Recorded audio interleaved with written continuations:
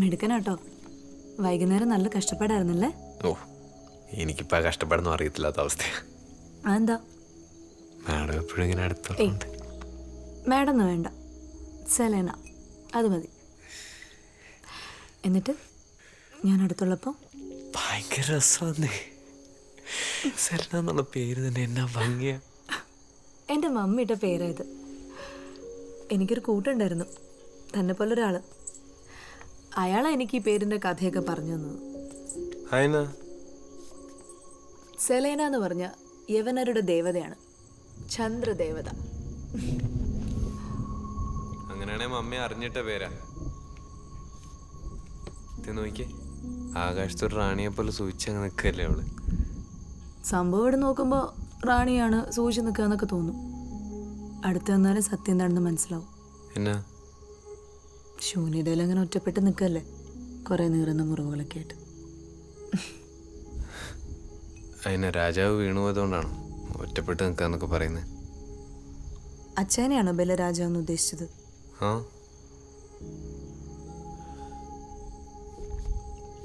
അറബിടന്മാരൊക്കെ രാജാക്കന്മാരെ പോലെ അടിച്ചൊതുക്കി ഭരിക്കുന്നവരാണ് നാട്ടിൽ പറഞ്ഞു കേൾക്കുന്നത്.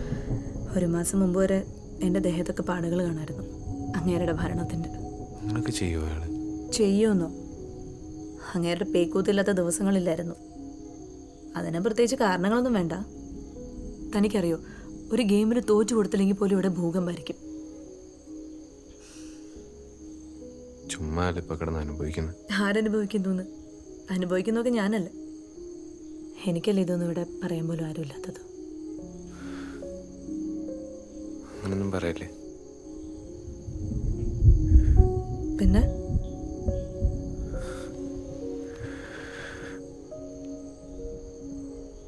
ഒരു റാണിയാകുമ്പോ ഒരു കാലാളെങ്കിലും കൂടെ ഉണ്ടാവില്ലേ? ഉണ്ടാവോ?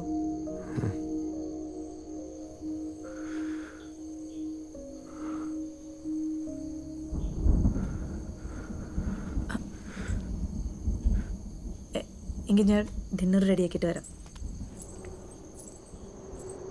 ഡിന്നറിന് എന്താ വേണ്ടത് തനിക്ക്?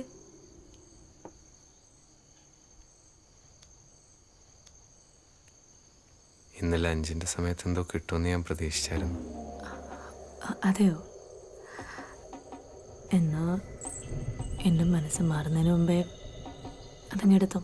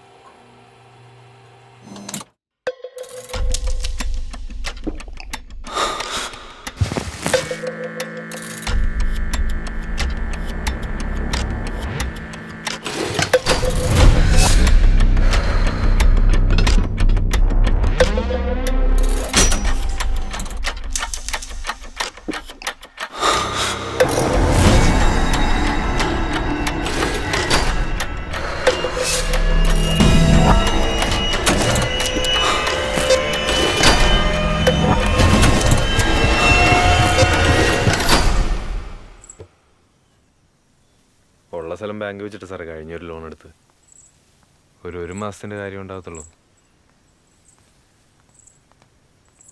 അതെല്ലാം നടക്കല്ലേ? ഒന്നുമില്ല. ശരി എന്നാ, ശരി. ഒന്നുമില്ല. എന്താ കാര്യം? ഒന്നുമില്ലെന്നേ. ഏയ്, എന്നോട് കള്ളം പറയണ്ട. ജിജിയായിട്ട് വഴക്കിട്ടോ? ഒന്നുമില്ല. നമ്മുടെ കാര്യം അറിഞ്ഞോ ആരെങ്കിലും? ഇല്ല. ഇത് രണ്ടും അല്ലെങ്കിൽ പിന്നെ കാശിൻ്റെ എന്തെങ്കിലും പ്രശ്നമായിരിക്കും. ഞാനും ജോബിഷും കൂടെ ഒരു പ്ലാൻ ഇട്ടായിരുന്നു. എൻ്റെ ചേട്ടനൊരു 3-4 കൊല്ലം കൂടി ഗൾഫിൽ നിന്ന് വരുന്നുണ്ടായിരുന്നേ. അപ്പോൾ കുറച്ച് സ്വർണം കൊണ്ടുവരാനുള്ളൊരു പരിപാടി. എയർപോർട്ടിൽ നിന്ന് കടന്നു പോന്നു. പക്ഷെ വഴി വെച്ച് സ്ക്വാഡ് പൊക്കി. എന്തിനാണ് ഈ ആവശ്യമില്ലാത്ത പണിക്ക് പോയത്? ഞാൻ ഇസ്രായേലിൽ പോകാൻ കുറച്ച് പൈസ പെട്ടെന്ന് സെറ്റ് ചെയ്യാൻ വേണ്ടി ചെയ്തതാ. പലരെയും വിളിച്ചു നോക്കുന്നുണ്ട്. 4-5 ലക്ഷം രൂപ വേണം ചേട്ടനെ ഇപ്പം ഇറക്കാൻ. വ്യക്തമായിട്ട് പറ, 4 ആണോ 5 ആണോ? 4 ലക്ഷം രൂപ എൻ്റെ ഫൈൻ. പിന്നെ ഈ കിമ്പിളും എല്ലാം കൂടെ ഒരു 1 രൂപ വരുമായിരിക്കും.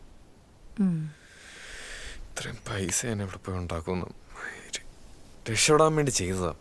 ഏയ്, തൽക്കാലം ബെല്ല് ഇതൊക്കെ കളഞ്ഞിട്ട് അച്ഛൻ്റെ അടുത്തേക്ക് ചെല്ല്. നമുക്ക് വഴി ഉണ്ടാക്കാന്നേ.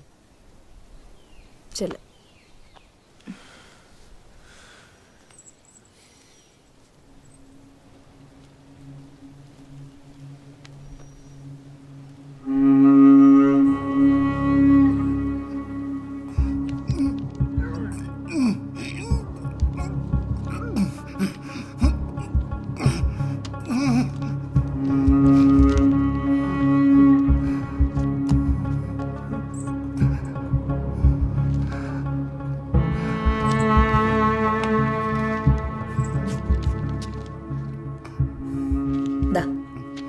ഇപ്പൊ പ്രശ്നമല്ലേ, സോൾവ് ആയില്ലേ?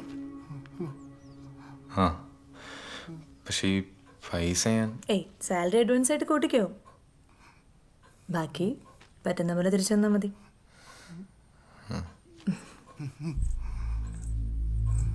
സലണ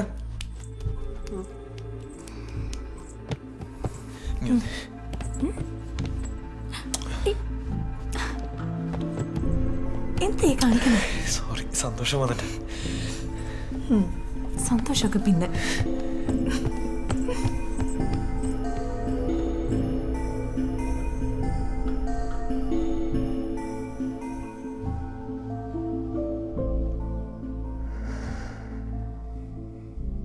ഈ കിടപ്പ് ഭയങ്കര കമ്പിയ ആണോ? എന്നാ ഇത് അധികകാലം ഉണ്ടാവും തോന്നില്ല. അമേരിക്കയിലുള്ള അച്ഛൻ്റെ അനിയനും പിന്നെ ആദ്യത്തെ ഭാര്യയും മോളും ഒക്കെ ഇറ്റലിയിൽ നിന്ന് വരുന്നുണ്ടെന്ന് പറഞ്ഞു. അവർ വന്നോട്ടെ, വന്നിട്ട് അവരങ്ങ് പൊക്കോട്ടെ. അവരങ്ങനെ വെറുതെ വരുന്നൊന്നുമല്ല. ഇവിടെ വന്ന് ഇതെല്ലാം പിടിച്ചെടുത്തിട്ട് എന്നെ ഇവിടെ നിന്ന് ഇറക്കി വിടാൻ വേണ്ടി വരുന്ന.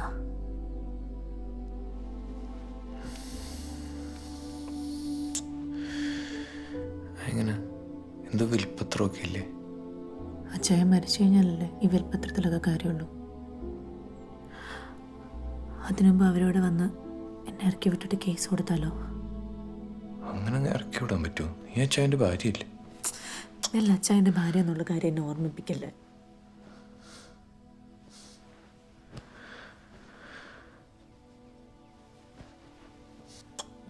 സോറി.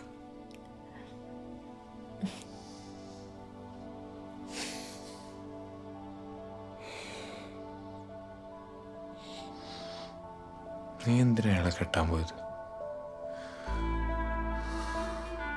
ആ കല്യാണത്തിൻ്റെ ആലോചന വന്നപ്പോൾ എന്നോട് എല്ലാവരും പറഞ്ഞത്, അയാൾ പ്രായമുള്ള ആളല്ലേ, എന്നെ പൊന്നുപോലെ നോക്കുന്നൊക്കെ.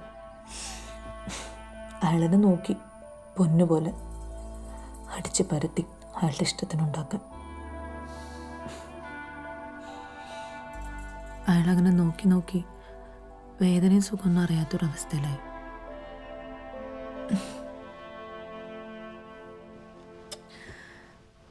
നീ വന്നു കഴിഞ്ഞപ്പോഴാണ് എനിക്കൊരു മാറ്റം തന്നെ തോന്നിയത്.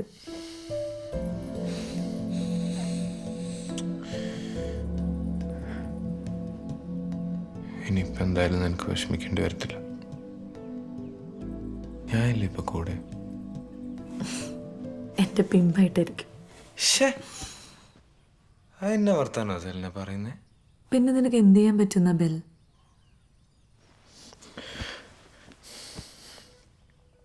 ഞാൻ നിന്നെയും കെട്ടിയാലോ? ബെല്ലിന് ഇപ്പോഴും പിള്ളേര് കളി മാറിയിട്ടില്ല. നേരത്തെ കള്ളു കുടിച്ചിട്ട് ഓരോന്ന് പറഞ്ഞു. അല്ല, ഞാൻ സീരിയസ് ആയിട്ട് പറഞ്ഞ, വെറുതെ പറഞ്ഞല്ല.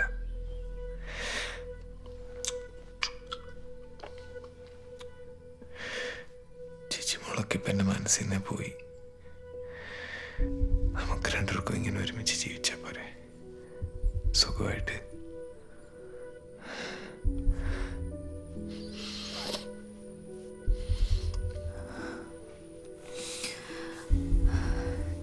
ഇതുപോലെ കൊതിച്ച് കൊതിച്ച് ഞാൻ അച്ഛനോട് ഇറങ്ങിപ്പോന്നു. പക്ഷെ വീട്ടിൽ വളർത്തുന്നൊരു പട്ടിയുടെ വില പോലെ. പിന്നെയും പിന്നെ അത് പറയുന്നേ, അത് വിട്. നമുക്കിങ്ങനെ നമ്മൾ മാത്രമായിട്ട് ഹാപ്പി ആയിട്ട് പോവാം. ബെല്ലനൊരു കാര്യം അറിയോ, ഞാൻ എത്ര പ്രാവശ്യം മരിക്കാൻ ശ്രമിച്ചിട്ടുണ്ടെന്ന്. എന്നാ മണ്ടത്തരോ അതൊക്കെ? ഈ യെല്ലോ സച്ചായനായാലും വേറെ എന്നാ വന്നാലും നമ്മൾ പിടിച്ചു വെക്കുമല്ലേ വേണ്ടേ? അയാളുടെ അടുത്ത് അങ്ങനെ ഒന്നും നടക്കില്ല.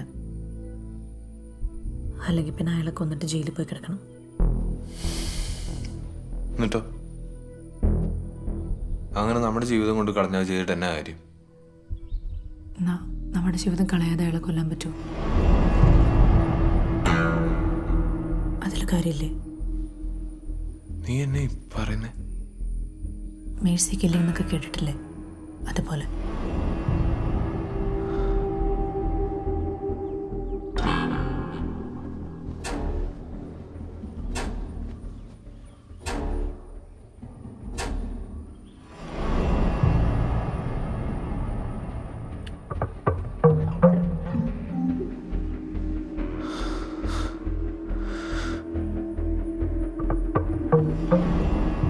ഒരുമിച്ച് ജീവിക്കാന്ന് വല്ല ആത്മാർത്ഥമായിട്ട് പറഞ്ഞതെങ്കിൽ അതിനെ തല്ലാതെ വേറെ വഴി